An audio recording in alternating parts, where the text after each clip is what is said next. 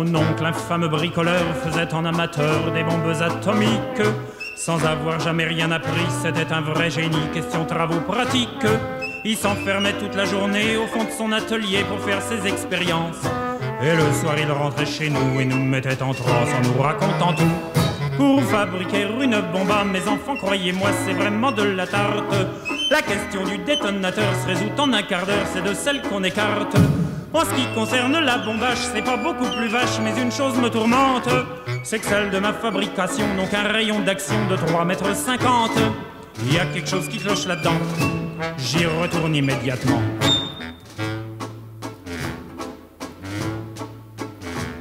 Il a bossé pendant des jours, tâchant avec amour d'améliorer le modèle. Quand il déjeunait avec nous, il dévorait d'un coup sa soupe au vermicelle. On voyait à son air féroce qu'il tombait sur un os, mais on n'osait rien dire. Et puis un soir pendant le repas, voilà tonton qui soupire et qui s'écrie comme ça. À mesure que je deviens vieux, je m'en aperçois mieux, j'ai le cerveau qui flanche. Soyons sérieux, disons le mot, c'est même plus un cerveau, c'est comme de la sauce blanche. Voilà des mois et des années que j'essaye d'augmenter la portée de ma bombe. Et je ne me suis pas rendu compte que la seule chose qui compte, c'est l'endroit où qu'elle tombe. Il y a quelque chose qui cloche là-dedans, j'y retourne immédiatement.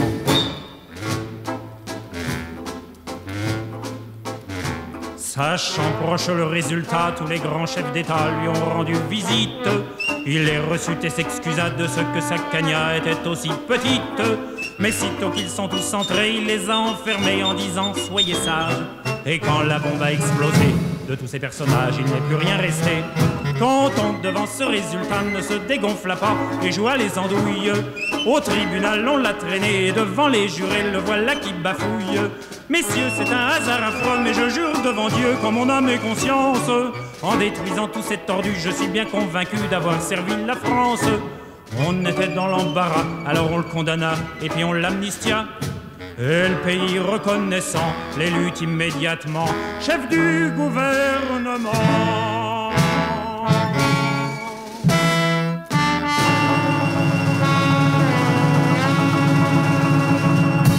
Bonjour à toutes les auditrices et tous les auditeurs de Civis Pacem, l'émission de l'Union pacifiste sur Radio Libertaire. Alors, comme vous le savez, bien sûr, la guerre en Ukraine continue et elle entraîne, bien sûr, une escalade dans les menaces militaires et les actions meurtrières. Alors, le 26 avril 2022, Éric Honoble, historien, enseignant à l'Université de Genève, co-auteur d'un livre intitulé « Histoire partagée, mémoire divisée, Ukraine, Russie, Pologne », livre qui a été édité aux Antipodes de Lausanne en 2021. Éric Honoble est aussi l'auteur d'un article paru dans Le Monde diplomatique. Cet article était intitulé « Ukraine, Russie, choc de mémoire et conflit de récits ». Éric Honoble a fait aussi une conférence très instructive à l'invitation des amis du Monde diplomatique, et je vais donc vous en faire entendre quelques extraits. Car Éric Honoble nous permet de comprendre comment les belligérants cherchent à utiliser l'histoire pour faire admettre la guerre à leurs opinions publiques. Quand il s'agit d'un régime autoritaire, bien sûr, comme celui de l'actuelle Russie, la propagande est plus facile, mais quand il s'agit de puissances occidentales et démocratiques, les méthodes sont bien sûr différentes, mais elles sont tout aussi efficaces. Alors revenons au sujet de la Russie et de l'Ukraine. Éric Honoble est donc parti sur le plan historique de la période tsariste. Voici ce qu'il nous dit. On a une politique anti-ukrainienne de la part de l'État tsariste qui se traduit par le fait d'interdire quasiment toute expression en ukrainien, toute expression écrite, et même d'interdire le terme d'Ukraine. On ne trouve sur les cartes officielles que le terme de Petite Russie, et encore le terme de Petite Russie ne recouvre pas l'ensemble des terres qu'on considère aujourd'hui comme ukrainiennes. À l'époque soviétique et plus précisément à l'époque stalinienne, on peut à nouveau parler de répression. Alors avec la collectivisation forcée de l'agriculture à partir du début de l'année 1930, là c'est une des photos certifiées parce qu'il y a aussi beaucoup de photos qui circulent, qui se rattachent pas forcément à la bonne période d'ailleurs. Mais celle-là c'est une photo tirée des archives ukrainiennes où on voit que la collectivisation ça voulait dire utiliser tout le bétail pour les labours et donc mettre côte à côte des bœufs, des vaches maigrichonnes, etc. Donc évidemment, ça a été une catastrophe, cette collectivisation forcée, catastrophe qui a provoqué la famine. Alors une famine qui a touché toutes les terres sablées de l'URSS depuis le nord du Kazakhstan jusqu'à l'Ukraine, en passant par tout le bassin de la Volga. Il reste qu'il y a des spécificités du traitement de la famine en Ukraine, avec entre autres un contrôle des populations qui empêche les affamés de sortir des zones où ils sont affamés, et donc la famine a été plus meurtrière relativement en Ukraine. Les chiffres les plus sérieux donnent jusqu'à 3,5 ou 4 millions de morts sur 25 millions d'habitants. C'est 15% de la population, donc c'est absolument énorme, indépendamment de savoir comment on doit le qualifier. Et là, il y a énormément de polémiques politiques, mais aussi d'historiens autour de l'éventuelle qualification de génocide. Mais de toute façon, quand bien même on ne parle pas de génocide, on peut parler d'une mort de masse et qui est tout à fait calculée par le régime. Donc là, c'est répression d'État. Par contre, dans les périodes de guerre, on trouve des Ukrainiens des deux côtés de la ligne de front. Et par exemple, en 1914, 1917, 18, il est très frappant de voir à peu près les mêmes photos dans des régiments de l'armée russe après le renversement du tsar en 1917 et dans des régiments de l'armée austro-hongroise, où vous avez des soldats qui portent l'uniforme de leur État. Donc sur la gauche, c'est l'uniforme de l'armée russe et sur la droite, l'uniforme de l'armée austro-hongroise, mais orné de la cocarde jaune et bleue ukrainienne. Et donc ça veut dire que très précisément, quelque part entre les Carpates et l'actuelle Moldavie, Roumanie, vous avez des Ukrainiens qui se sont battus les uns contre les autres, quand bien même ils portaient le symbole national. Une autre question, si on est sur cette période 1914-1918, est de savoir comment on doit considérer la révolution de 1917 et la guerre civile qui a suivi. Alors il y a tout un courant de l'historiographie actuelle qui va présenter toute cette période 1917-1921 comme une république russo-ukrainienne. Ça correspond essentiellement au narratif national ukrainien. Et là, on a une affiche de la République populaire d'Ukraine qui a été une Ukraine indépendante éphémère à la fin de l'année 1917 et jusqu'au printemps 1918. Donc cette République populaire d'Ukraine, qui est représentée par le drapeau bleu et jaune, s'oppose à un aigle bicéphale, donc c'est la Russie, et on voit que une des deux têtes de l'aigle est rouge et porte un couteau, donc comme quoi d'ailleurs le couteau entre les dents, c'était pas une invention française au moment du congrès de Tours. Il reste que analyser cette période révolutionnaire et de guerre civile en termes de guerre nationale Ukraine-Russie est contestable, dans la mesure où, à nouveau, on a des Ukrainiens des deux côtés du front. Peu de temps avant le début de la guerre dans le Donbass, il y avait un groupe d'extrême gauche ukrainien qui depuis a basculé totalement du côté pro-russe avec armes et bagages, qui avait fait une petite action d'éclat avec ce slogan d'une armée rouge made in Ukraine. Tout était écrit en ukrainien et présentant comme membres de cette armée rouge made in Ukraine, Trotsky, Voroshilov, donc Trotsky, je pense que tout le monde connaît, Voroshilov, qui par la suite était un proche de Staline, et Antonov Ovseyenko, qui était un des organisateurs de l'insurrection d'octobre 1917 à Petrograd, et ensuite un des hauts cadres de l'armée rouge. Voroshilov était un ouvrier du Donbass. Quant à Trotsky, il a fait son lycée à Nikolaïev, la ville dont on entend beaucoup parler aujourd'hui sous le nom de Mykolaïv en ukrainien, qui est actuellement bombardée. Donc là, encore une fois, difficile de dire qu'on a une guerre russo-ukrainienne, vu qu'on a des Ukrainiens des deux côtés.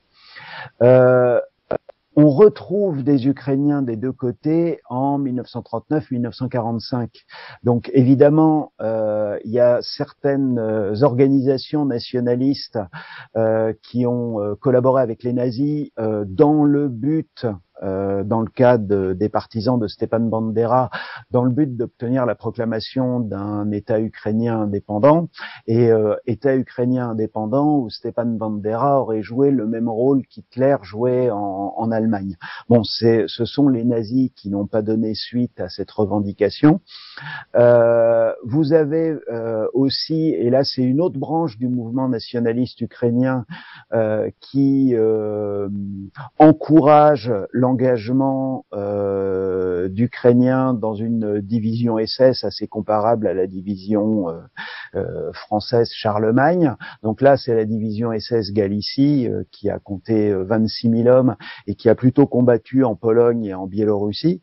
Donc, il y a ces groupes nationalistes qui collaborent partiellement ou totalement avec les nazis, mais de l'autre côté, vous avez, sans parler des centaines de milliers d'Ukrainiens qui étaient dans l'armée rouge, alors bon, dans la mesure où ils avaient été conscrits, on peut s'interroger sur leur volontariat, mais par contre, pour ce qui est des partisans derrière les lignes nazies pendant la guerre, là, il fallait quand même un engagement personnel et beaucoup de courage. Et donc, un des chefs partisans soviétiques les plus connus de la période de la Seconde Guerre mondiale, c'est Sidir Kovpak, qui était donc un Ukrainien.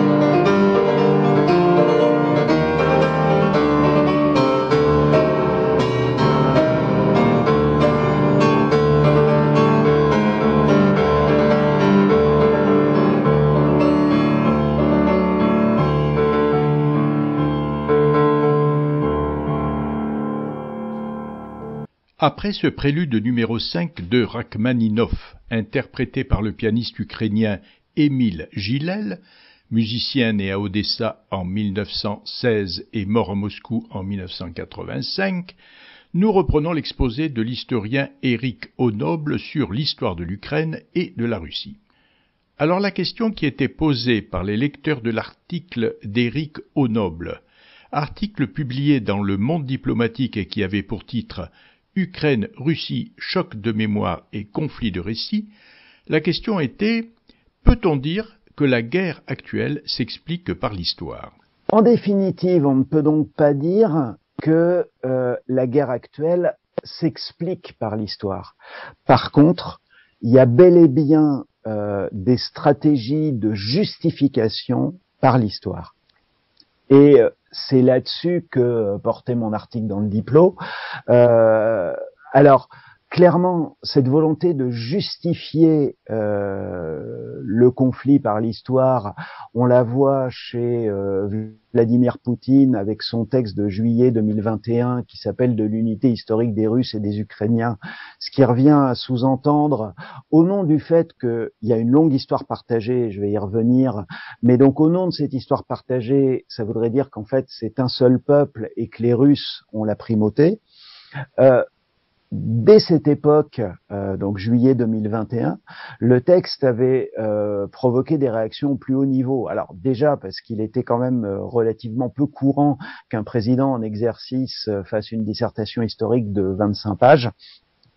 Et d'ailleurs, c'était le ton qu'avait choisi Volodymyr Zelensky, le président ukrainien, pour y répondre, c'était l'ironie en disant je ne peux qu'envier le président d'une aussi grande puissance d'avoir autant de temps à consacrer à un travail aussi approfondi en histoire. Mais derrière le bon mot de Volodymyr Zelensky, il y avait une réaction tout à fait officielle de l'Académie des sciences d'Ukraine pour sa section d'histoire, qui avait répondu point par point aux assertions de Vladimir Poutine. Et en fait, Vladimir Poutine reprenait toute l'histoire depuis le Moyen-Âge et depuis l'État qu'on appelle la Russie de Kiev, donc un État qui s'est affirmé au Xe siècle et dont l'apogée, disons, qui commence à décliner au XIIe siècle. Alors, c'est un État qu'on a longtemps appelé en français la Russie kievienne. C'était un anachronisme parce que la Russie, l'État actuel, c'est le mot Rossiya.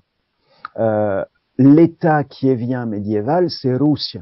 Alors, ce sont deux mots qui sont étymologiquement apparentés, mais ce ne sont pas du tout les mêmes mots. Cette Russie, c'était donc un État qui allait des confins occidentaux de l'Ukraine actuelle jusqu'aux rives de la Baltique. La capitale était Kiev, c'était un État chrétien rattaché religieusement à l'orthodoxie de l'Empire byzantin, donc c'est pour ça que j'ai souligné Constantinople, et qui est donc le centre spirituel des Slaves de l'Est. Alors évidemment, la carte que je produis là, elle est en cyrillique, mais vous n'y voyez pas Moscou. Moscou n'existe pas à l'époque. Moscou devient une ville tant soit peu importante que plusieurs siècles plus tard, et sauf qu'entre-temps, il y a eu les invasions mongoles qui ont balayé toute la zone, qui ont abattu Kiev, tant qu'ils l'ont ravalé au rang de grosses bourgades, et qui ont totalement séparé les différents peuples qui vivaient dans ces régions-là. Et on voit réapparaître ce terme de Russie 300 ans après la conquête mongole dans la stratégie politique du prince de Moscou. Donc il n'y a pas de Russie en 1547, il y a une Moscovie, donc une principauté de Moscou, et son grand prince Ivan IV, celui qu'on va appeler le Terrible, essaye de justifier l'État qu'il est en train de renforcer et d'étendre en lui trouvant une légitimité historique. Et pour ça, il a deux tactiques. D'une part, il s'arroge le titre de tsar qui auparavant n'était pas du tout utilisé. Tsar, c'est juste la déformation de César. C'est-à-dire que, en se proclamant tsar, Ivan IV se place dans la filiation des souverains de l'Empire byzantin et derrière ça des souverains de l'Empire romain. C'est d'autant plus facile que donc l'Empire romain d'Occident a disparu au 5e siècle après Jésus-Christ, et quant à l'Empire romain d'Orient Byzance, lui il a été abattu 100 ans avant l'accession au trône d'Ivan le Terrible. Donc On a là une légitimité, disons la revendication d'une filiation prestigieuse et qui n'engage pas à grand-chose, mais à la même époque, en Europe occidentale, je rappelle que on a un saint empire romain germanique qui continue d'exister, et il est aussi romain que Ivan le Terrible lui-même est César. Donc ça, c'est une partie de la stratégie d'Ivan IV. L'autre partie de la stratégie, c'est d'ajouter dans sa titulature tout un tas de terres qu'il contrôle directement ou indirectement. Et dans ce cadre-là, il se proclame grand prince de toute la Russie. Mais la Russie, elle n'existe plus depuis la conquête mongole. Donc là encore, exactement comme avec le titre de tsar de César, on est dans des mots ronflants qui servent à asseoir une ambition politique, mais qui n'ont aucune implication pratique au moment où ils sont proclamés. L'Empire russe n'est lui proclamé que presque 200 ans plus tard, en 1721, et le terme de Russie, Rossiya, si je le prononce à l'accentuation française, n'apparaît que justement entre le XVIe et le XVIIIe siècle. Pendant ce temps-là, donc, quand la Russie s'affirme, que se passe-t-il sur les territoires qu'on considère aujourd'hui comme étant l'Ukraine? C'est des territoires qui sont sous le contrôle de la Pologne-Lituanie, ce qu'on appelle la République des deux nations. Mais un contrôle indirect, et en fait ce sont des guerriers libres, donc qui ont un statut tout à fait spécial dans une Europe où le servage règne pour l'essentiel, des guerriers libres qui combattent pour le compte des Polonais contre les Tatars basés en particulier en Crimée, qui sont les restes des envahisseurs turco-mongols. Et donc, ces Cosaques guerriers libres sur les terres qui constituent aujourd'hui l'Ukraine ont plusieurs caractéristiques. Alors, d'une part, ils élisent leur propre chef, les hetmans, et donc, ils ont une espèce d'autonomie politique qui fait qu'ils peuvent un peu jouer au plus offrant, c'est-à-dire combattre les Tatars tout en faisant des alliances temporaires avec eux de temps en temps, combattre pour le compte des Polonais, mais se révolter certaines fois contre les Polonais et s'allier aux Russes. Et là aussi, vous avez des querelles de légitimité pour savoir si ces accords, et particulièrement un accord qui a fait suite à une grande révolte cosaque contre les Polonais, un accord conclu entre l'hetman cosaque de l'époque, Bogdan Khmelnytsky, et le tsar de Russie, si c'était juste une alliance temporaire ou au contraire une union historique définitive. Évidemment, Vladimir Poutine dit c'était une union historique définitive, là où l'historiographie ukrainienne va dire pas du tout, c'était une alliance tactique temporaire. Il reste que pendant cette période d'affirmation des Cosaques, on voit apparaître le terme d'Ukraine et particulièrement sur les cartes occidentales. Il y avait un mercenaire français qui s'était mis au service des souverains polonais, lesquels l'avaient envoyé combattre aux côtés des Cosaques contre les Tatars, et juste avant la grande révolte cosaque anti-polonaise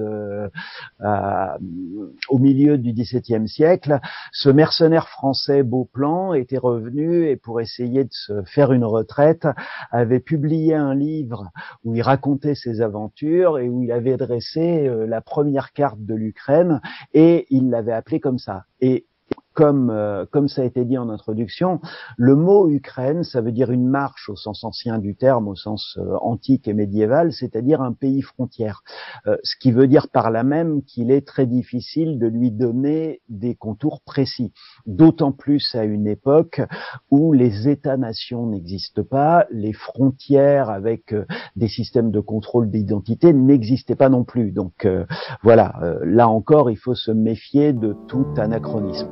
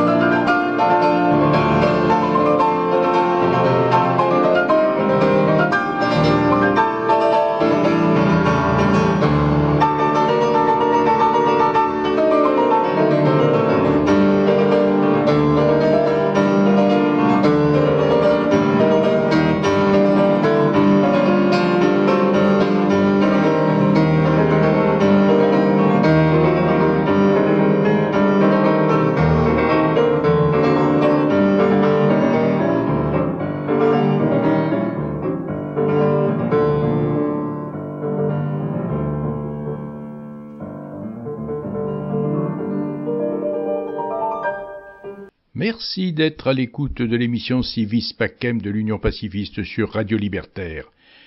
Vous écoutez dans cette émission l'historien Éric Honoble qui a fait une conférence le 26 avril 2022 à l'invitation des Amis du monde diplomatique sur le thème Ukraine-Russie, choc de mémoire et conflit de récit. J'ai dit que les tsars de Russie essayent de se donner une légitimité en se rattachant et à Byzance et à la Russie médiévale, mais au fur et à mesure qu'une conscience nationale se construit en Ukraine, il y a la même volonté de revendication. Et là, le grand nom, c'est l'historien Mikhailo Hrushevsky ou Grushevsky, qui, à la fin du 19e siècle, commence à écrire une grande histoire de ce qu'il appelle l'Ukraine-Russie. Ce qui veut dire que pour lui, la Russie est liée à l'Ukraine. Donc, vous voyez, vous avez le discours russe qui va dire la Russie donne la Russie et le discours ukrainien qui dit la Russie donne l'Ukraine. Et donc, Hrushevsky réclame l'héritage de la Russie comme il réclame l'héritage des Cosaques du XVIIe siècle. Donc, vous voyez, vous avez deux récits qui se construisent l'un contre l'autre. Le problème, c'est que dans ces récits-là, ce qu'on oublie, c'est que l'Ukraine n'est pas peuplée que d'Ukrainiens ou de petits Russes, suivant comme on a envie de les appeler. Et c'est d'ailleurs pour ça que les tentatives de mettre en place un État ukrainien indépendant à la chute du tsarisme en 1918 et à la chute de l'Empire la chute du tsarisme en 1917 évidemment et à la chute de l'Empire austro-hongrois en 1918 ont été problématiques. C'est qu'en fait donc on avait des terres ukrainiennes qui étaient partagées entre deux empires, l'empire russe et l'empire austro-hongrois, mais en plus des terres ukrainiennes qui n'étaient absolument pas homogènes ethniquement.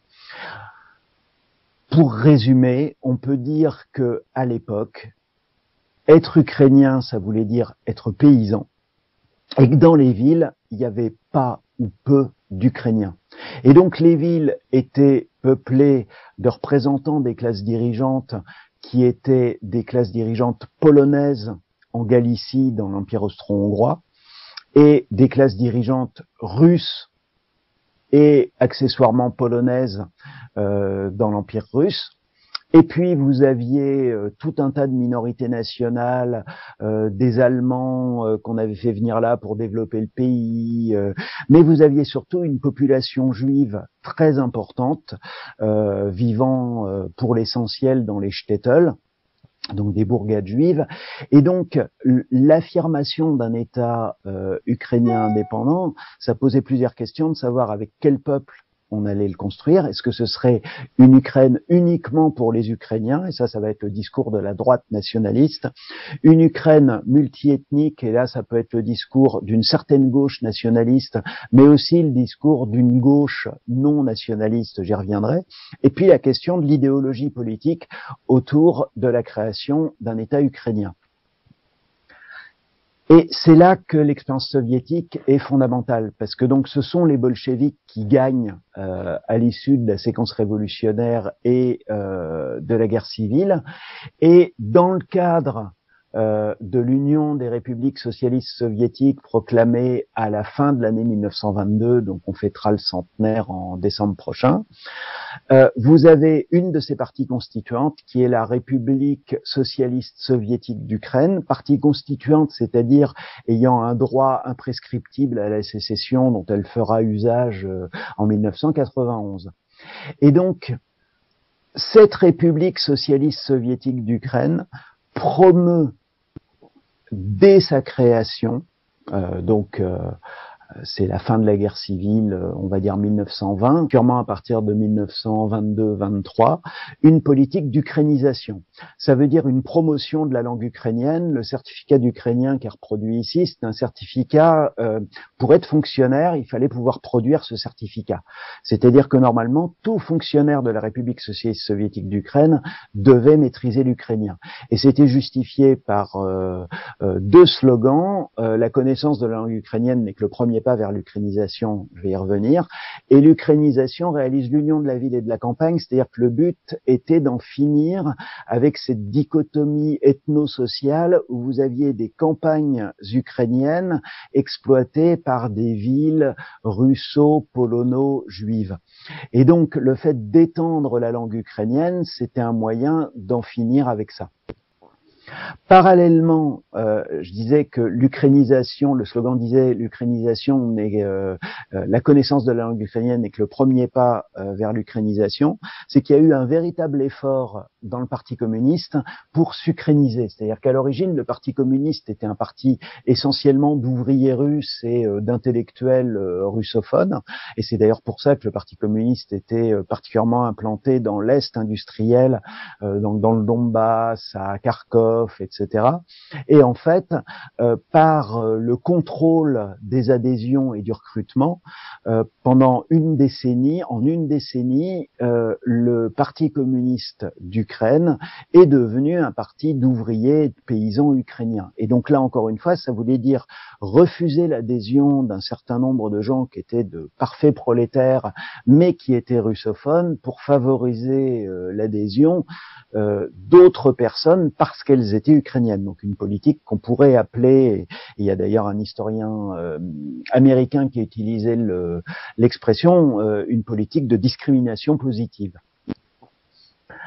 Toujours dans la politique suivie par les soviétiques concernant l'Ukraine, il y a une extension territoriale. Donc, représentée dans les limites des frontières en noir, vous avez le territoire reconnu internationalement aujourd'hui pour l'Ukraine. Eh bien, ce territoire est issu d'annexion d'une partie de la Pologne dans le cadre du pacte germano-soviétique en 1939, d'une partie de la Tchécoslovaquie à peu près à la même période, d'une partie de la Roumanie, la Bukovine, dans le cadre du seul coup de force que Staline se soit permis dans le cadre de son alliance avec Hitler en 1940, de même pour une partie au-delà du delta d'Dniestre et jusqu'au delta du Danube, et enfin la Crimée, qui avait été transférée de la République socialiste fédérative soviétique de Russie à la République socialiste soviétique d'Ukraine en 1954. Sachant que par contre, à l'époque, le transfert d'un territoire d'une République soviétique à l'autre dans le cadre de l'URSS n'avait quasiment aucune conséquence pratique pour qui que ce soit. La seule conséquence pratique, c'est qu'il fallait changer le blason sur les papiers officiels et les plaques des bâtiments officiels, mais en termes de déplacement, on n'a jamais demandé aux gens de montrer leurs papiers au passage d'une frontière entre deux républiques soviétiques. On pouvait vous demander vos papiers pour savoir si vous avez le droit de résider dans une ville, par exemple, mais passer d'Ukraine en Russie, en Biélorussie ou en Arménie, ça, tout le monde s'en fichait, voilà. Alors, cette période soviétique, pourquoi est-ce qu'elle est très importante? Parce qu'elle est devenue un exutoire, et en particulier un exutoire du nationalisme russe. C'est particulièrement net dans le discours du 21 février 2022 de Vladimir Poutine, donc 3 jours avant d'attaquer l'Ukraine. Il dit l'Ukraine moderne a été entièrement créée par la Russie, ou plus précisément par la Russie bolchevique et communiste, et il dit c'est l'Ukraine de Lénine, mais l'expression russe, ce serait plus exactement l'Ukraine copyright Lénine. C'est-à-dire qu'il veut vraiment dire que s'il y a une Ukraine, c'est à cause de la politique des bolcheviks. Et donc, Vladimir Poutine avait été jusqu'à dire que si on voulait parler de décommunisation, lui était prêt à totalement décommuniser, c'est-à-dire à rayer l'Ukraine de la carte. Mais de l'autre côté, la période communiste est aussi l'exutoire du nationalisme ukrainien. Et après le Maïdan, qui avait vu le renversement de Yanukovych, qui était un dirigeant extraordinairement corrompu, qui avait une politique internationale totalement opportuniste, donc avait essayé d'obtenir de l'argent de l'Europe, et devant le refus de l'Europe, s'était tourné vers la Russie. Ben, il reste que, alors que Yanukovych n'avait strictement rien d'un communiste, il y avait eu l'adoption d'une loi interdisant la propagande en faveur des régimes communistes et national-socialistes. Alors d'une part, la loi mettait sur le même plan le communisme et le nazisme, mais en plus utilisait des définitions du communisme et du national-socialisme qui faisaient que la loi interdisait beaucoup plus largement tout ce qui pouvait être communiste que tout ce qui pouvait être nazi ou néo-nazi. Donc on voit qu'il y a le même processus d'exutoire, de construction du communisme comme exutoire au nationalisme dans les deux pays. Alors, justement, quand on montre ça, ça donne l'impression que le conflit n'a pas lieu d'être. Alors, le conflit a des raisons, mais des raisons qui ne sont pas à chercher dans l'histoire proprement dite.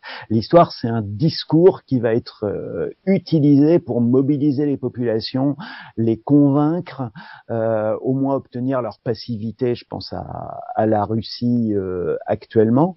Et donc, les efforts qu'on avait pu faire avec justement mes collègues Corina Macher, qui elle aussi a écrit dans le Diplo, et Andrei Portnov, un collègue ukrainien, les efforts qu'on a pu faire justement pour démonter ces discours historiques sont des efforts qu'on peut faire vis-à-vis de l'opinion publique, mais il n'est évidemment absolument pas question de convaincre des dirigeants d'État ou des acteurs politiques avec le rappel de quelques données historiques et la déconstruction de quelques manipulations et instrumentalisation de l'histoire.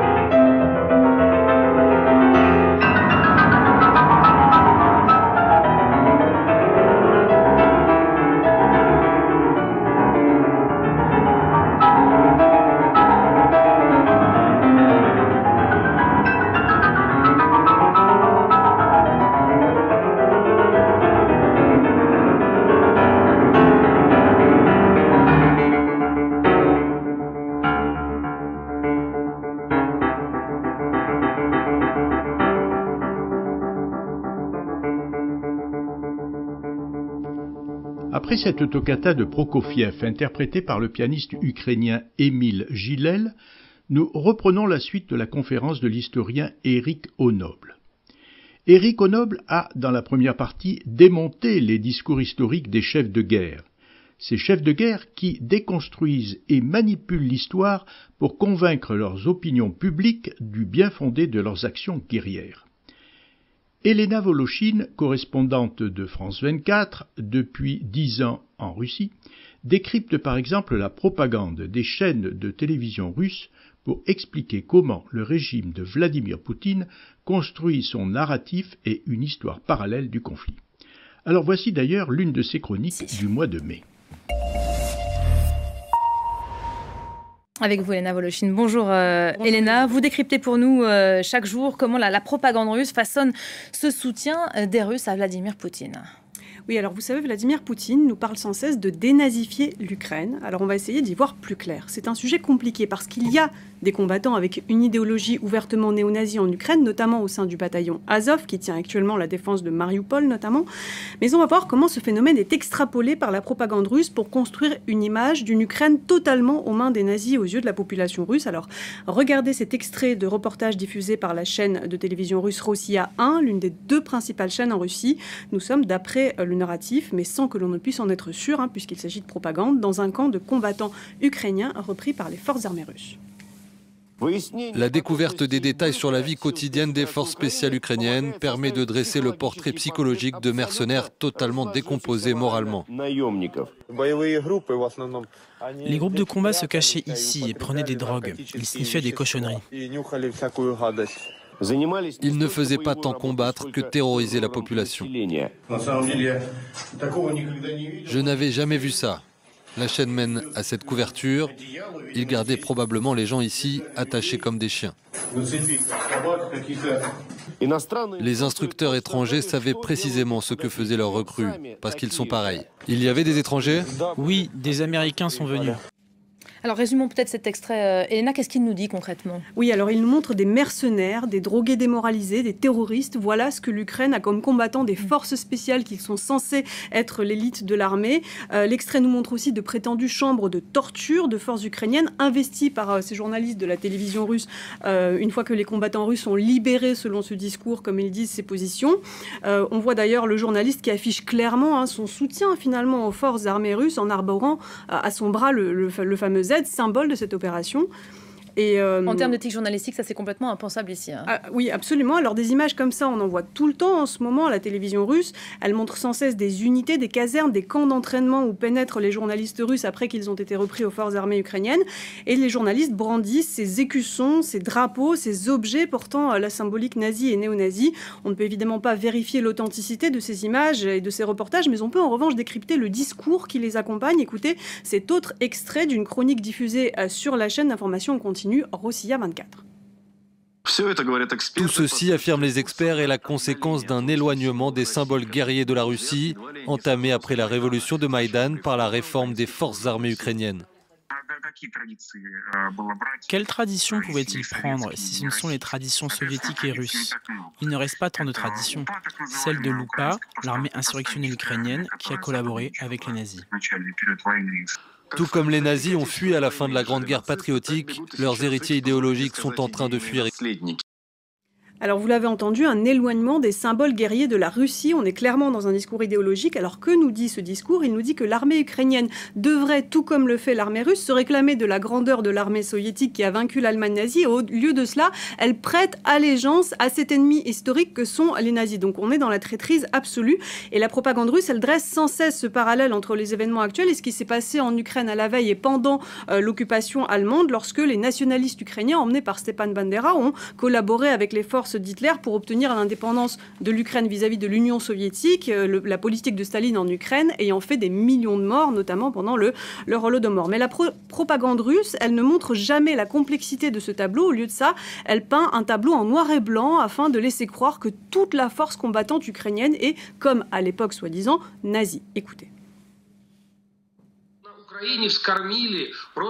L'Ukraine a alimenté une masse innombrable de milliers d'ultranazis qui sont totalement corollaires de leurs fondateurs du Troisième Reich. De la symbolique et des rituels jusqu'au fait qu'ils transforment leur idéologie en secte occulte. Il est vrai que les bataillons nationalistes ont des tendances sectaires. On a retrouvé tout un arsenal d'artefacts sataniques dans l'une des brigades. Tout ça, avec les symboles nazis, prouve une fois de plus que les idées du Troisième Reich, telles des métastases, ont contaminé non seulement les bataillons nationalistes, mais aussi les forces armées régulières de l'Ukraine. Alors, encore une fois, sans dire si ces images sont vraies ou fausses, on n'en sait rien, mais le discours sataniste, nazi, lâches qui fuient abandonnent leur position, mercenaires, drogués et alcooliques. C'est le message qui est diffusé à longueur de journée et en boucle par la télévision pour parler des combattants ukrainiens. Voilà finalement pourquoi on parle de propagande et non pas d'information, parce que on prend un élément. Il faut souligner que les forces des combattants Azov, c'est 3 à 5 000 combattants sur une armée ukrainienne qui en compte plus de 350 000. Donc on prend un élément, on fait un effet de loupe, on rajoute un discours idéologique, et voilà pourquoi on parle de propagande et non pas d'information. Alors, il y a des groupuscules néo-nazis en Ukraine, oui. Ça, c'est pas franchement une découverte. Par contre, il faut quand même rappeler qu'il y a aussi des groupuscules néo-nazis en Russie, et que si Vladimir Poutine les a réprimés dans leur action sur le territoire russe, arrivé dans les années 2010, parce que il y a eu quand même plusieurs noirs qui ont été assassinés, entre autres à Moscou et dans des villes de province, ça a été pour ensuite leur conseiller en 2014 d'aller se battre dans le Donbass. C'est-à-dire que, en fait, dans le Donbass, au début du conflit, vous avez quand même eu de part et d'autre des néo-nazis. Alors des néo-nazis qui n'avaient pas tout à fait le même imaginaire, c'est-à-dire qu'ils voyaient pas le Valhalla tout à fait dans les mêmes couleurs, mais qu'ils voyaient quand même globalement de la même façon. Donc il faut qu'on arrête de raisonner comme ça. Ça n'a strictement aucun sens, à part de servir la soupe aux nationalistes des deux bords. Le Donbass, donc, c'est une région très ouvrière. C'était un peu le Far West de l'Empire tsariste à la fin du 19e siècle. C'est-à-dire que c'est un peu comparable à la ruée vers l'or, sauf que là c'était une ruée vers le charbon et vers le fer.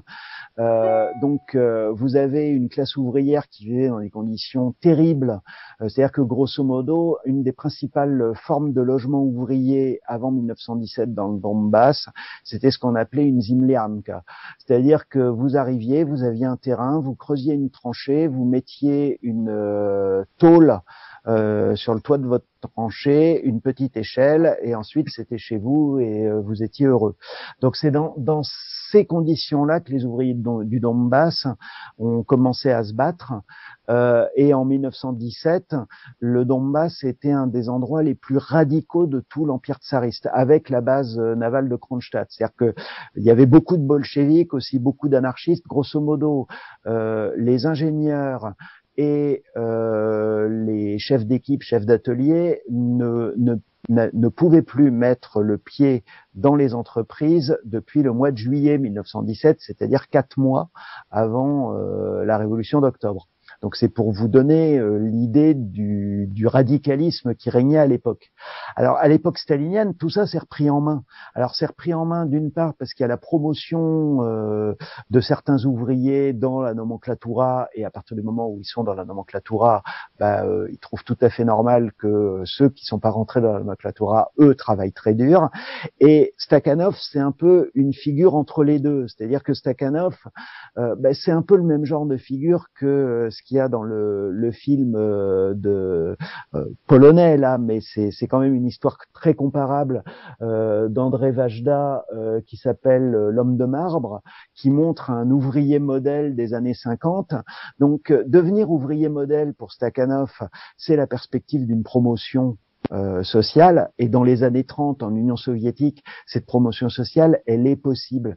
Vous avez des millions de personnes qui en une génération sont passées de la paysannerie la plus pauvre ou du prolétariat le plus inculte à des postes de direction.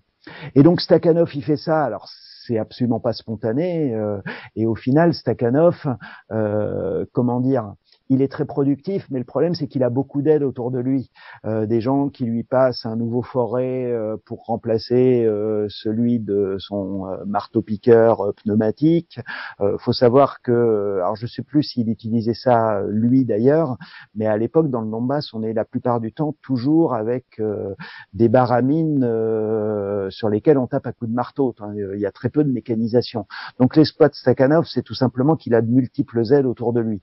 N'empêche que c'est c'était réellement quelqu'un de la base. J'avais croisé une historienne américaine aux archives à Kharkov qui avait travaillé sur la correspondance personnelle de Stakhanov avec Staline et qui racontait que Stakhanov, écrivait à Staline comme à...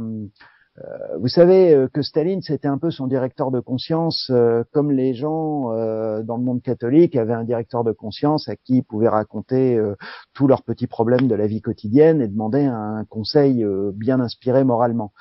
Stakhanov, il faisait ça et il se plaignait, lui, qui avait quand même un peu commencé à gravir les échelons, à lire des livres et tout ça, donc il demandait des conseils de lecture à Staline, tout en se plaignant que ses collègues, eux, étaient des brutes incultes. Donc il y a toujours ce côté... promotion ouvrière, mais dès qu'il y a cette promotion, celui qui est promu va se retourner contre la masse en disant quand même c'est une masse peu respectable. Et on trouve toujours un peu ce mouvement-là en Union soviétique, à la fois d'une promotion des classes populaires comme on n'en a jamais vu ailleurs dans le monde, mais qui provoque à son tour une hiérarchisation.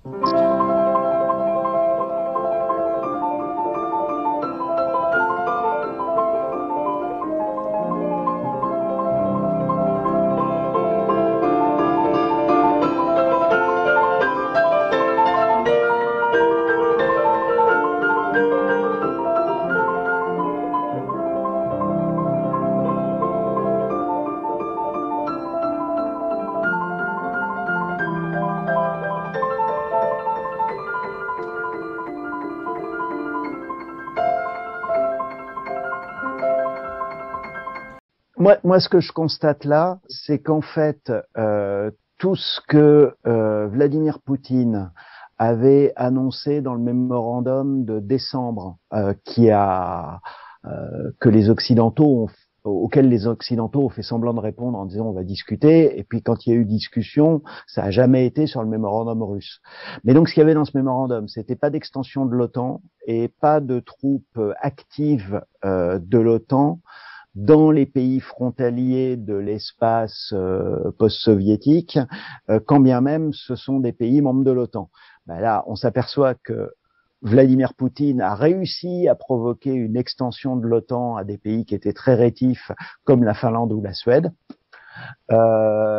C'était quoi d'autre? Ah oui, dans les objectifs officiellement, défendre les russophones, les Russes et je sais pas quoi.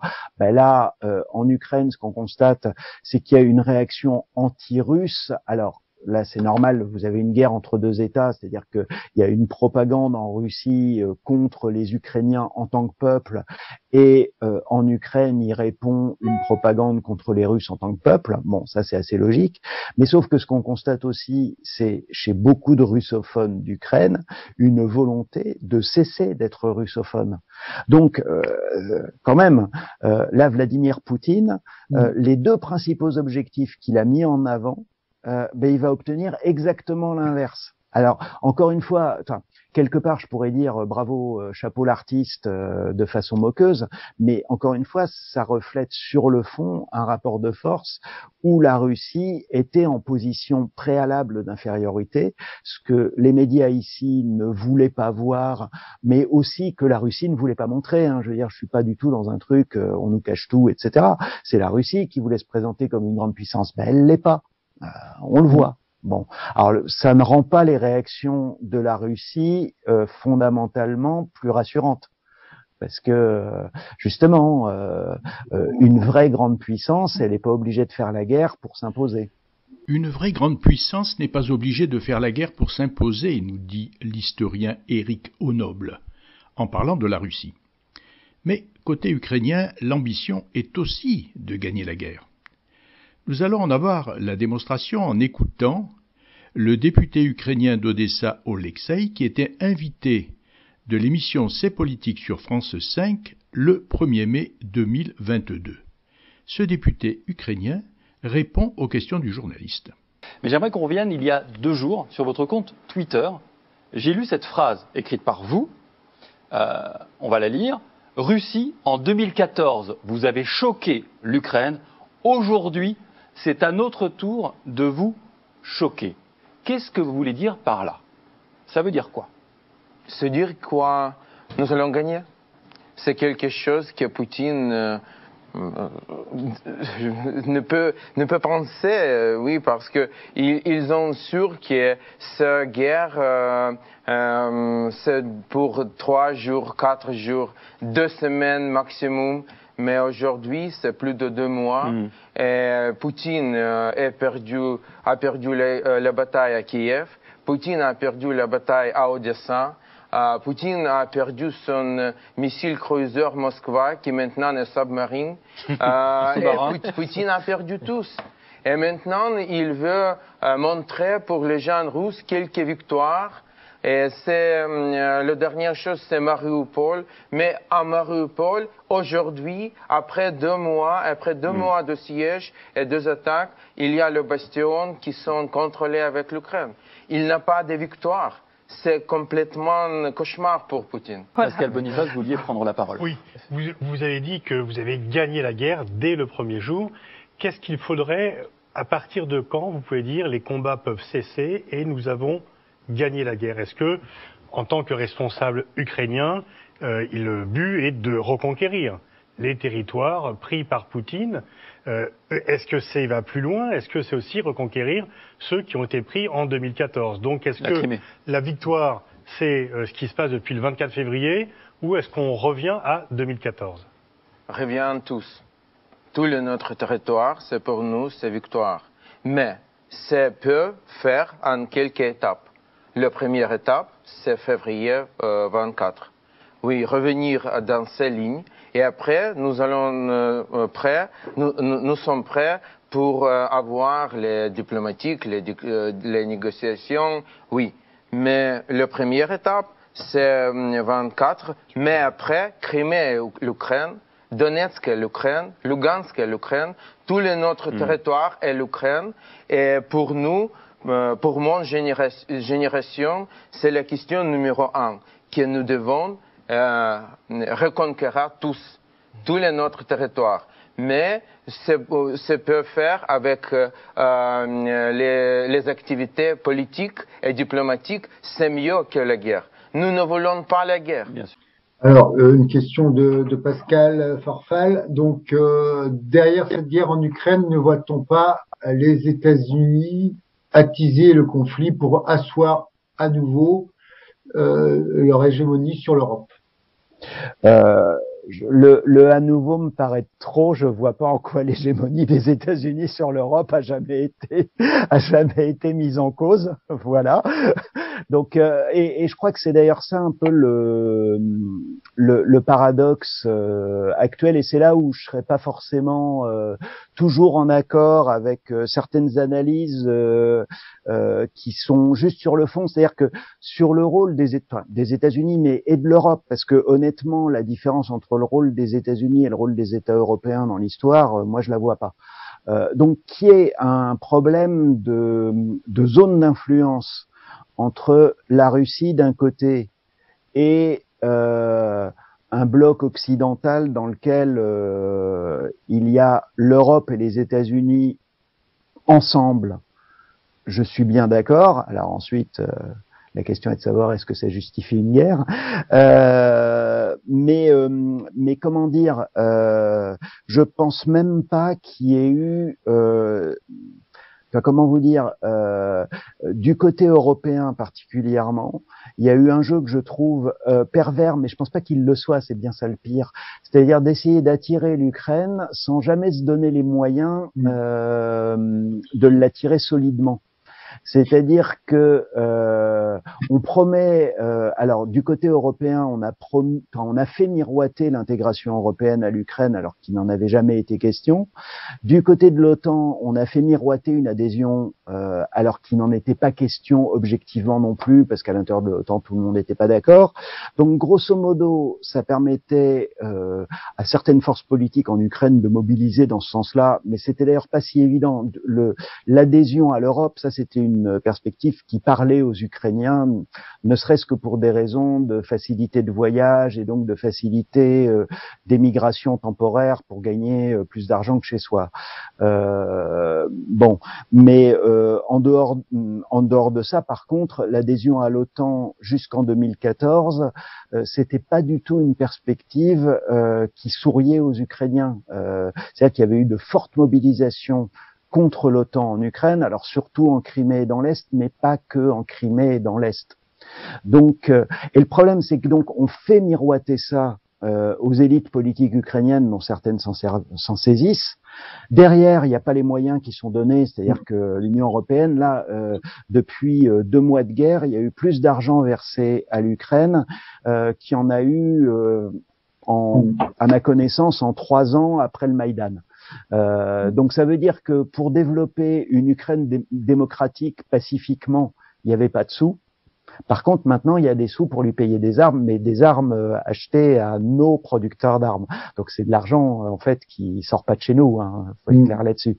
Donc, ça, c'est un aspect. Par contre, évidemment, le fait de faire miroiter l'Union européenne et l'OTAN aux élites ukrainiennes, c'est largement assez pour exciter les élites russes. Et pas seulement Vladimir Poutine, voilà. Donc c'est là où il y a un jeu, mais le problème c'est que je crois que c'est même pas un jeu volontaire et construit. Je crois que voilà, les grandes puissances, elles ont de multiples fers au feu. L'Ukraine, c'était un front très secondaire. On leur fournissait un peu des choses, on invitait des gens à faire des tournées, on organisait des échanges, etc. Bon, ça coûtait pas grand-chose, on continuait, et puis là, d'un seul coup, il y a problème, donc là, ça devient une priorité. Mais je pense même pas que c'était un calcul depuis le début, de la même façon que du côté russe, il n'y avait pas non plus de calcul depuis le début. Ce qui est quand même extraordinaire dans le discours du 21 février de Vladimir Poutine, c'est qu'il raconte qu'il a proposé l'adhésion de la Russie à l'OTAN à Bill Clinton. Et voilà. Donc moi je veux bien ensuite. Alors ensuite il va lui-même dire l'Occident décadent, et puis vous avez le patriarche de l'Église orthodoxe qui va dire oui, le Donbass est l'avant-garde de la lutte contre la Gay Pride. Je veux bien, mais j'ai du mal à le prendre au sérieux, même si je pense que et Vladimir Poutine et le patriarche Kirill doivent croire à ce genre de choses. Mais non, c'est pas ça les raisons. Et les raisons, c'est qu'à un moment, la Russie a voulu être associée au concert des grandes puissances, et son intervention en Syrie avec le bombardement d'Alep, ça en faisait partie, et c'était un gage, y compris donné à l'Occident. De la même façon qu'en janvier dernier, l'envoi d'une division parachutiste qui avait gagné des médailles en Tchétchénie pour réprimer la révolte populaire au Kazakhstan, c'était aussi un gage de bonne volonté vis-à-vis de l'Occident. J'ai pas entendu les chancelleries occidentales se plaindre du rétablissement de l'ordre au Kazakhstan.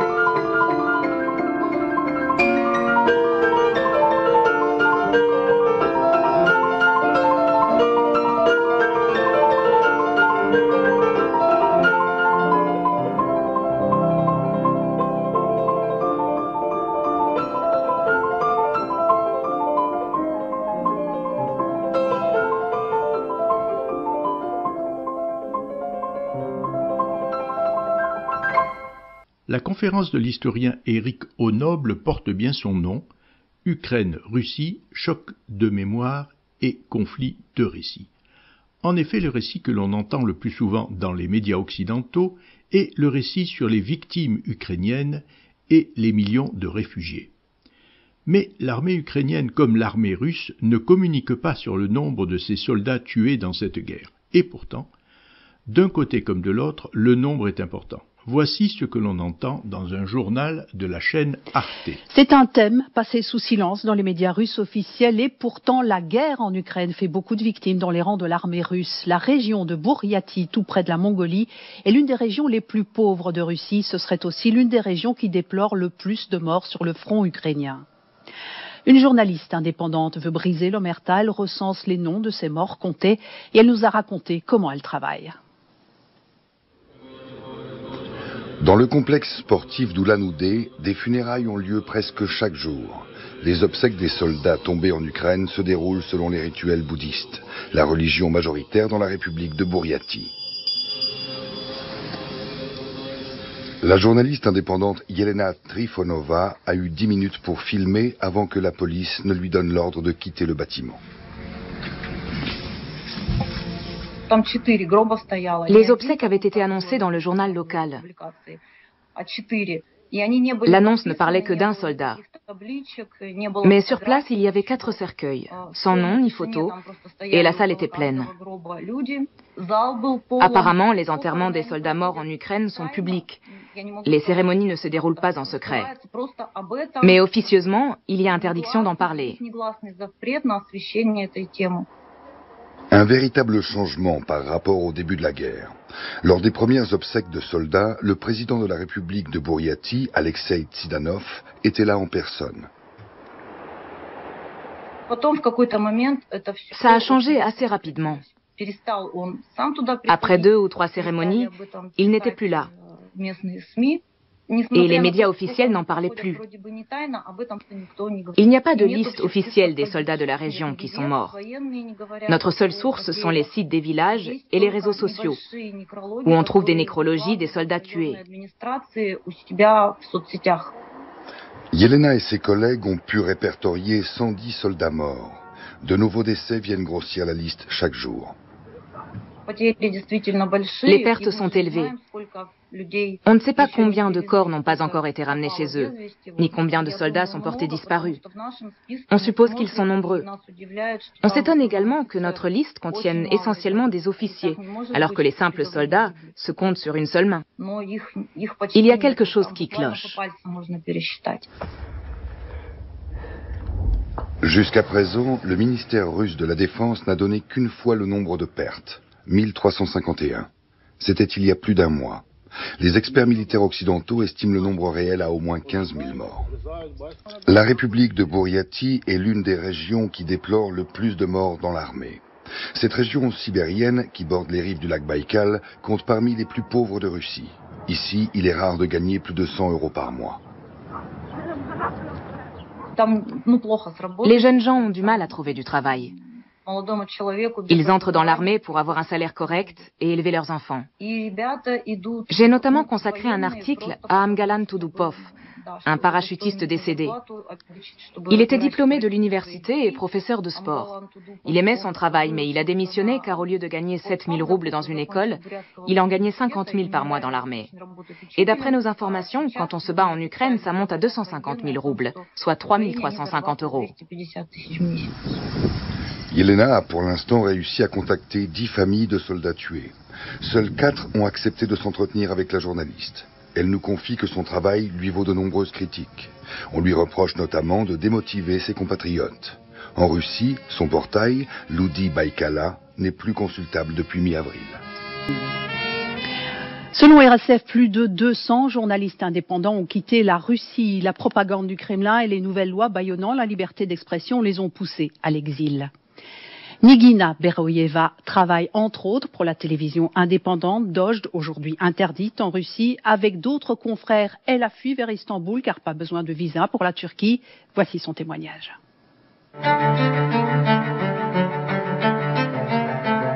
Bonjour, je m'appelle Nigina Beriova et je suis journaliste. Ceci est un reportage sur la guerre, plus précisément sur l'une de ses nombreuses conséquences. Je veux vous parler de ces Russes qui quittent leur pays depuis les premiers jours de la guerre en Ukraine parce qu'ils sont contre, parce qu'ils ne peuvent pas faire autrement, parce qu'en raison de leurs opinions, ils risquent la prison chez eux. J'ai passé une nuit en cellule. Beaucoup de gens que je connais ont aussi passé une nuit en prison. Des poursuites ont été engagées contre nous. C'est pour cela que nous sommes ici, nous aussi. Parce que nous ne soutenons d'aucune façon la politique agressive que mène notre gouvernement. Masha est réalisatrice, ses amies sont actrices. Elles viennent de Saint-Pétersbourg. Pour elles aussi, la vie a changé le 24 février. Elles ont compris qu'elles ne pouvaient pas, qu'elles n'allaient pas se taire. Tous les jours, elles ont écrit aux députés, signé des pétitions, participé à des manifestations. Le 27 février, Masha a été arrêtée. Son frère soutient la politique de Poutine. Il pense que l'Ukraine est aux mains de fascistes et que tous ceux qui manifestent contre la guerre sont des traîtres. Il s'est mis à raconter sur Internet que Poutine était trop fort, que nous allions libérer l'Ukraine. Il n'arrête pas. Il balance une vidéo prise pendant une manifestation et affirme que tous les participants sont des traîtres et qu'il faut les poursuivre. Bon, coucou petit frère, moi aussi j'étais là. Paulina est actrice. Elle a quitté sa troupe à la fin de l'année dernière. Elle n'en pouvait plus, dit-elle. Elle est partie précipitamment avec juste un sac à dos. Aujourd'hui, elle attend que son mari la rejoigne à Istanbul. Mais celui-ci est pris entre deux feux. D'un côté, elle et ses idées, de l'autre, sa famille. Pour ses parents, tout va bien, pas de problème. On prend le métro, on touche son salaire, tout est normal. Il n'y a absolument aucun problème. Ils n'en voient aucun. Ils ne sont pas malheureux. La seule chose qui les inquiète actuellement, c'est qu'une espèce d'hystérique est en train d'essayer d'entraîner leur fils dans un pays étranger, inconnu, on ne sait où. De quoi allons-nous vivre? Où allons-nous vivre? Je n'en sais rien, je n'ai pas de réponse à ces questions. Mais pour moi, la première chose à faire, c'était de partir. Partir. Partir. Tania est actrice elle aussi. Elle devait obtenir son diplôme cette année. Mais elle ne veut pas rentrer en Russie pour aller jouer dans des films sur cette guerre héroïque. Elle ne le peut pas. Son père vit en Ukraine ainsi que d'autres membres de sa famille. Je ne peux rien faire pour les aider, parce qu'on manifeste, mais ça ne marche pas. Et expliquer aux gens qu'on manifeste pour essayer de faire quelque chose, c'est également difficile. Résultat, vos proches là-bas en Ukraine se font tuer, et ici pour nous, c'est une vraie torture. Le monde dans lequel nous vivions n'existe plus. Pas un seul pays ne nous considère comme des réfugiés. Pour le monde entier, nous sommes des citoyens du pays agresseur, du pays qui a déclenché la guerre. Et chez nous, on nous considère comme des traîtres, des vendus, de la vermine dont le pays a bien fait de se débarrasser. Nous sommes des dizaines de milliers de Russes complètement déboussolés, mais qui espèrent qu'un jour ils pourront rentrer chez eux pour construire un monde nouveau, un nouveau foyer, un monde dans lequel il n'y aura pas de guerre. En Russie, il n'y a pas que les journalistes et les intellectuels qui s'opposent à la guerre. Le 4 mai 2022, le journal Les Échos a publié un article de Benjamin Kennel qui a pour titre « Ces Russes qui osent défier Poutine ». Malgré les interdits et menaces judiciaires, des Russes trouvent les moyens d'exprimer leur opposition à l'opération militaire spéciale, comme on dit en Russie, du Kremlin en Ukraine. Il est écrit « À Moscou et en région, les non à la guerre fleurissent discrètement tagués ou collés à des endroits inattendus, à l'abri des regards policiers et judiciaires. Sur une porte de métro dans la capitale, sur les murs de banlieue et les palissades ferroviaires de Nijni-Novgorod. Poutine assassin ose un slogan peint sur une grosse pierre d'une plage près de Saint-Pétersbourg. Oui à la paix, Poutine va-t'en, déclarent des autocollants sur des poteaux à Kaliningrad. Discrètes mais résolues, des jeunes filles anonymes optent pour des manucures très politiques, un drapeau ukrainien peint sur un ongle. Certains, dans leur graffiti, ont réduit les couleurs du drapeau russe au blanc et bleu, une manière de rappeler que le rouge coule de l'autre côté de la frontière. Des inconnus ont aussi jeté des taches de peinture sur le Z, affiché un peu partout par les autorités en soutien à l'armée. Et pendant que les Russes prennent des risques énormes pour dénoncer la guerre, les Occidentaux s'organisent pour alimenter le conflit avec des armes de guerre. C'est un véritable tournant pour l'Allemagne. Vous le savez, la semaine dernière, Berlin a autorisé les livraisons d'armes lourdes à l'Ukraine. Critiqué pour son hésitation, le chancelier Scholz a fini par céder, car jusque-là, notre voisin refusait, pour des raisons historiques, de fournir des armes létales dans les zones de conflit. Mais un tournant qui fait polémique, fidèle à la tradition pacifiste, des intellectuels ont signé une lettre ouverte dans laquelle ils demandent au chancelier de ne pas livrer de matériel de guerre à l'Ukraine. Annika Will pour les détails. L'Allemagne va finalement livrer des armes lourdes à l'Ukraine. Certains applaudissent, d'autres dénoncent cette course dangereuse à l'armement et le font savoir dans une lettre adressée au chancelier Olaf Scholz. On devrait tous être inquiets. On parle d'un conflit en plein cœur de l'Europe. Et l'option nucléaire est un risque qui devrait tous nous préoccuper. À l'initiative de cette lettre, des intellectuels comme la journaliste et militante féministe Alice Schwarzer. Pour elle, l'Allemagne devrait peser de tout son poids diplomatique afin d'ouvrir la voie à des négociations de paix. On ne peut mettre un terme à une telle guerre qu'avec des négociations et des compromis. Les deux belligérants, la Russie et l'Ukraine, doivent parler d'égal à égal et arriver à un compromis pour mettre fin à la guerre. Dans la presse et sur les réseaux, les critiques contre cette initiative ne se sont pas fait attendre. Les opposants à cet appel dénoncent un pacifisme de salon. Le dialogue pour mettre fin à la guerre est irréaliste, selon certains. La Russie refuse de négocier. Tout le monde souhaite que les civils arrêtent de souffrir, y compris en Allemagne. Mais si la population souffre, c'est parce que la Russie attaque l'Ukraine et commet des crimes de guerre dans les zones que l'Ukraine ne peut plus défendre. Olaf Scholz a de nouveau justifié sa décision hier à Düsseldorf sous les huées. Je respecte les positions de tous. Mais de quel cynisme ferions-nous preuve en disant à un citoyen ukrainien de se défendre contre l'agression de Vladimir Poutine sans armes? Les Allemands eux-mêmes sont partagés. 45% d'entre eux se disent favorables à la livraison d'armes lourdes à l'Ukraine. La même proportion est contre. Mais Union pacifiste, donc tant qu'on est là, comment expliquer que les partis écologistes, donc français, allemands et même suisses, soient livrés à un pays, livrent des armes à un pays en guerre? Soit d'accord, ou je ne sais pas toute la phrase, mais c'est ça. Oui, là il y a des logiques politiques. Là, pour le coup, moi qui travaille essentiellement sur la période révolutionnaire autour de 1917, j'ai eu l'impression de voir, alors en Ukraine même, le 4 août 1914 aussi, c'est-à-dire qu'il y a une ambiance d'union sacrée en Ukraine. Il y a aussi une ambiance d'union sacrée en Russie, mais je rappelle que l'union sacrée, c'est quand même des gens qui, sur la tombe de Jean Jaurès, ont expliqué qu'il fallait partir à la guerre. Donc de ce point de vue-là, ce sera pas faire injure aux écologistes que de dire que c'est quand même pas tout à fait Jean Jaurès qui les inspire. Donc le fait qu'ils en arrivent à justifier des livraisons d'armes est un retournement moins énorme que celui des socialistes en 1914 quand ils sont ralliés à l'Union sacrée. Donc c'est pas quelque chose de nouveau dans l'histoire non plus. Voilà. Quel est aujourd'hui le regard des Ukrainiens, des Russes surtout, sur l'Europe et sur l'Union européenne?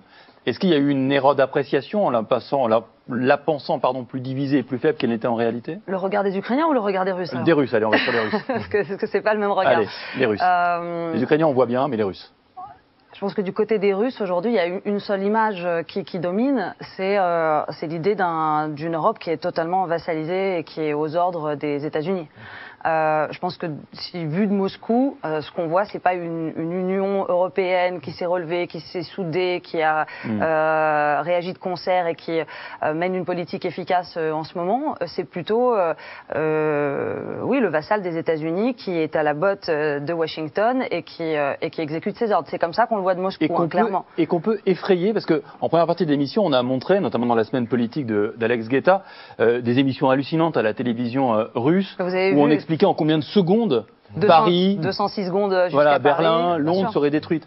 C'est quoi ça? Ça, c'est la propagande télévisuelle habituelle. C'est-à-dire qu'on a déjà, on avait déjà eu un présentateur star de la sphère pro-Poutine qui s'appelle Dmitry Kiselyov qui, dès 2014, au premier jour de la guerre dans le Donbass, avait fait à peu près le même genre d'émission en expliquant qu'il suffirait 2 secondes à la Russie pour transformer le monde en poussière nucléaire, avec exactement le même genre de show. Donc ça, c'est récurrent à la télévision russe et à la télévision d'État. Ça vise un public évidemment russophone et de dire aujourd'hui on est menacé, aujourd'hui les États-Unis livrent énormément d'armes, d'équipements à l'Ukraine, mais attention, nous aussi on est capable de se défendre et voilà ce qu'on pourrait faire potentiellement si on était poussé à le faire.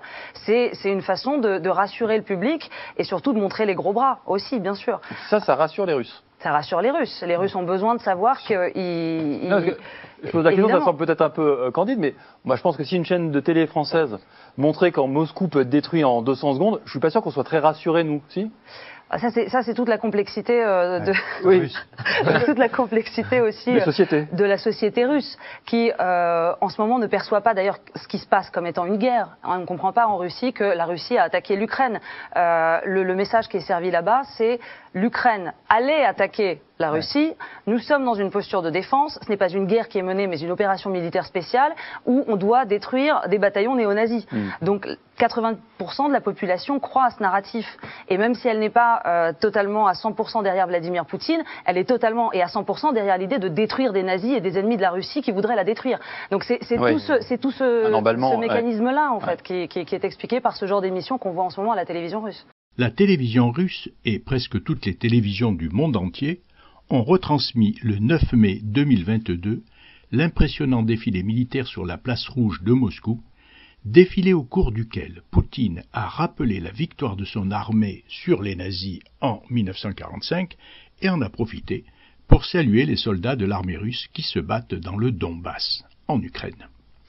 La veille, le 8 mai, le président ukrainien avait célébré la fin de la Deuxième Guerre mondiale, lui aussi, et avait assuré son peuple et les pays occidentaux que l'Ukraine sortirait vainqueur de la guerre contre l'armée russe. Mais le jour même, un bombardement aérien contre une école ukrainienne provoquait des dizaines de victimes et des réactions d'horreur face aux tragédies de la guerre. Ce conflit risque de durer. Il sera un jour étudié par des historiens de la qualité d'Éric Honoble que nous avons entendu dans cette émission et que nous remercions pour la conférence très instructive qu'il a faite à l'invitation des amis du monde diplomatique. En attendant, nous devons tenter de comprendre ce que nous cache la propagande des médias russes et la propagande aussi des médias occidentaux. La propagande est très puissante en période de guerre et l'analyse des informations données autant par les journalistes que les experts est parfois difficile. Mais à l'Union pacifiste, nous savons que le seul moyen d'éviter les guerres est de supprimer les armées et d'arrêter la fabrication des armes. Alors pour terminer, nous remercions aussi bien sûr le pianiste ukrainien Émile Gilel qui nous a accompagnés dans cette émission. Et maintenant il me reste à vous dire à la semaine prochaine. Ciao ciao.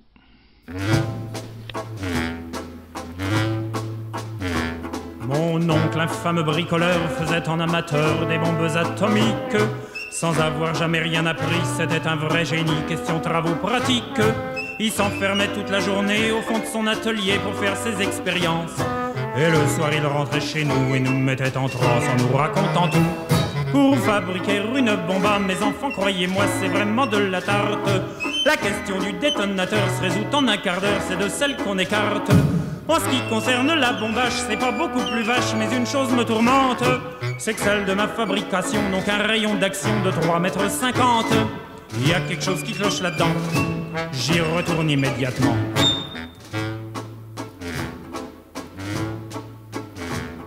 Il a bossé pendant des jours, tâchant avec amour d'améliorer le modèle.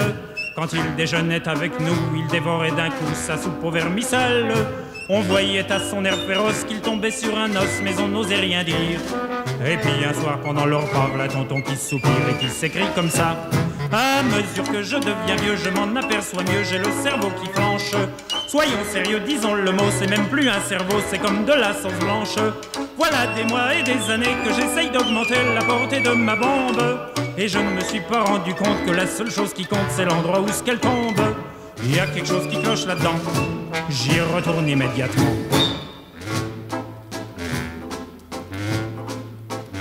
Sachant proche le résultat, tous les grands chefs d'État lui ont rendu visite. Il les reçut et s'excusa de ce que sa cagna était aussi petite. Mais sitôt qu'ils sont tous entrés, il les a enfermés en disant « Soyez sages ». Et quand la bombe a explosé, de tous ces personnages, il n'est plus rien resté.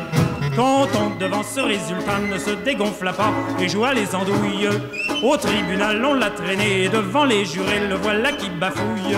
Messieurs, c'est un hasard affreux, mais je jure devant Dieu qu'en mon âme et conscience, en détruisant tous ces tordus, je suis bien convaincu d'avoir servi la France. On était dans l'embarras, alors on le condamna et puis on l'amnistia. Et le pays reconnaissant l'élut immédiatement chef du gouvernement.